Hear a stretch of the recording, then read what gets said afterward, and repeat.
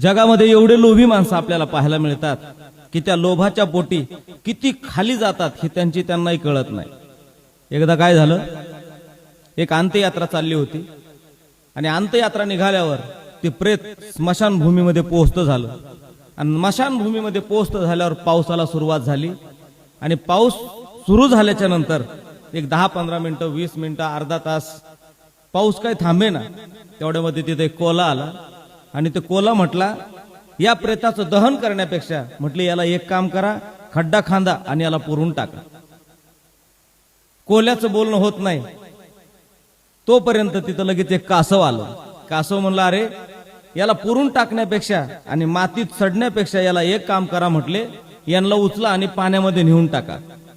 गंगामय्याही खुश होईल, पवित्र त्याचा देह होईल, तो मुक्तीच जाईल। तेवढ्यामध्ये कासवाचं बोलणं होत नाही तोपर्यंत तिथं गिधाड आलं आणि ते गिधाड म्हणलं, अरे मातीत पुरून टाकून कुजण्यापेक्षा पाण्यात टाकून सडण्यापेक्षा एक काम करा, म्हटले या सूर्यप्रकाशामध्ये याला उघड्यावर अशा प्रकारचं ठेवा। दृष्टांत संपला। तिघाच्याही अंतःकरणामध्ये, कोल्याच्या अंतःकरणामध्ये एकच लोभ होता की त्याला असं वाटत होतं यांनी याला पुरून टाकलं की मी येऊन याला उकरून परत खाईल। कासवाला वाटलं पाण्यामध्ये टाकलं की मी त्याला परत पाण्यामध्ये त्याला खाईल आणि गिधाडाला वाटलं प्रकाशामध्ये टाकल्याच्या नंतर मी याला खाईल। म्हणजे प्रत्येकाचा लोभ इतका इतका खालच्या दर्जाला जातो। याला काय म्हणतात माहिती का? यालाच म्हणतात मड्यावरलं लोणी खाणारी माणसं।